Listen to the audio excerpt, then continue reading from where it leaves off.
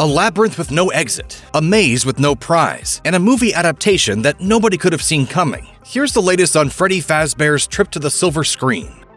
When Blumhouse released their first teaser trailer for the highly anticipated film adaptation of Five Nights at Freddy's, fans were thrilled by the look of the animatronics, setting, and tone. Five Nights at Freddy's is based on the massively popular gaming franchise from Scott Cawthon. The first game tells the story of security guard Mike Schmidt, who takes the job as a night watch at a dilapidated pizzeria and play center co-founded by William Afton. While it's unknown whether or not the film will actually cover all 5 nights, or just Mike's first night on the job, any concerns fans may have had about the film should hopefully be put to rest after watching the new trailer. FNAF Hive, rejoice, because this is clearly no ordinary adaptation.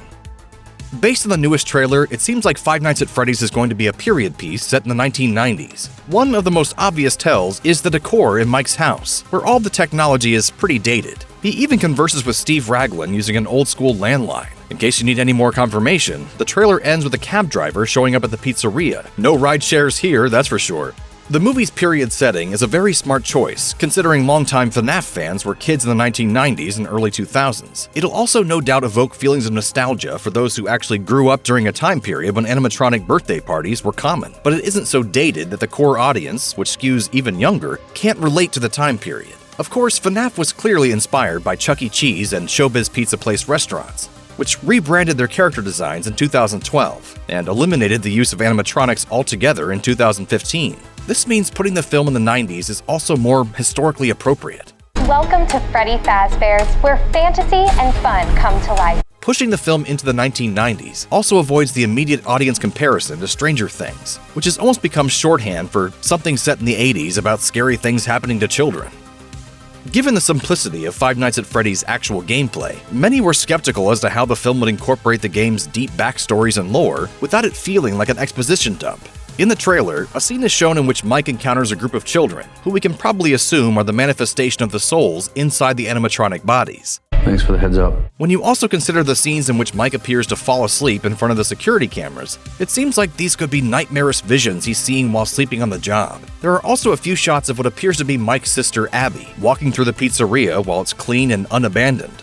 If these moments aren't part of a dream sequence, there's a chance that the film is establishing new rules for the pizzeria. This would be a bold and exciting change that would allow even the most dedicated FNAF fans to enjoy a surprise or two. We can also see a few brief shots showing Mike working at a mall as a security guard, where he gets into a physical altercation with an unknown man in a water fountain. Perhaps this is what made Mike so desperate that he was willing to take the gig at Freddy Fazbear's Pizza.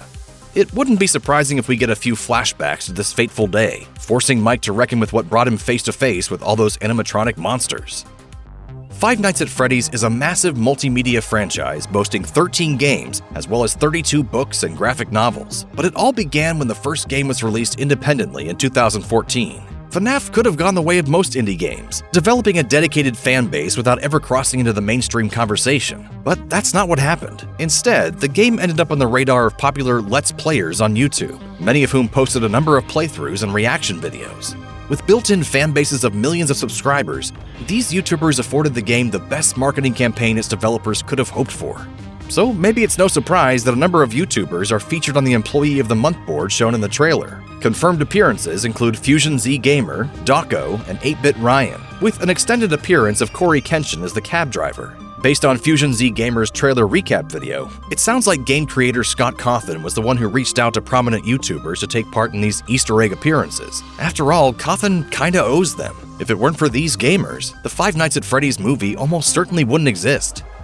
While much of Five Nights at Freddy's is clearly based on the original game, certain moments in the trailer suggest that the film will incorporate lore from other games and even the graphic novel series. Most obvious are the children's drawings from Five Nights at Freddy's 2 that adorn the walls of the pizzeria, as well as the assumed presence of Vanny from Five Nights at Freddy's Security Breach, as the police officer that Mike meets after starting his job. Have you met them yet? Also, while Matthew Lillard's character appears to be named Steve Raglan, it's already been confirmed that Lillard is playing William Afton. As was explained in the comic books, Afton has a penchant for adopting different aliases, so it's likely that this is the case for the film. As Raglan is the person hiring Mike for the job, there's a high probability that Afton has taken up this persona for the sole purpose of hiring people to feed the machines. The trailer also shows a few seconds of Spring Bonnie in action, a character that debuted in Five Nights at Freddy's 3.